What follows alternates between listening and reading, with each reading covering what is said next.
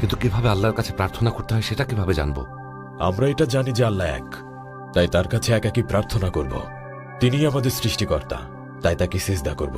আর কখনো তাদের মূর্তিদের সেজদা করব না। তাদের বানানো মূর্তিদের কাছে উৎসর্গ করা পশুর গোস্তও খাবো না।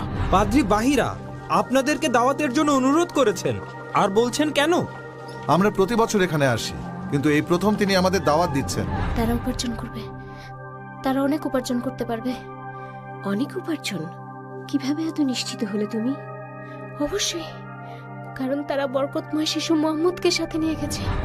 এসো মোহাম্মদ, এসো। এই বালকই তোমার ভাতিজা আবু তালেব? হ্যাঁ, ওই আমাদের পুত্র মুহাম্মদ। মুহাম্মদ।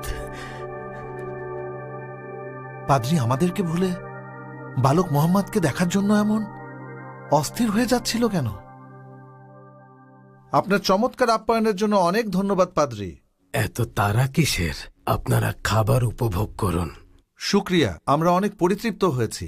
বণিকেরা আমাদের জন্য অপেক্ষা করছেন। অনেক ধন্যবাদ জনাব আপনাকে। ধন্যবাদ। চলুন।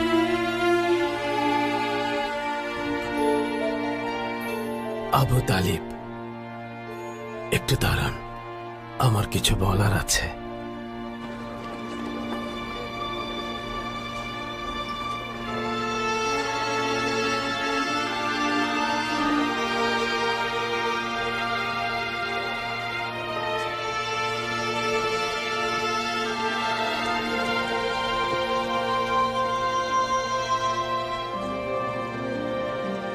এই পাদ্রী আবু তালিবের কাছ থেকে কি চায়?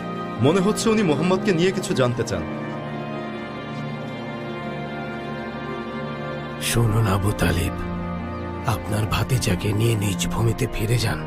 ইহুদিদের থেকে দূরে রাখবেন। তারা যদি দেখে ফেলে আর যদি সব জানতে পারে তাহলে তার ক্ষতি করবে।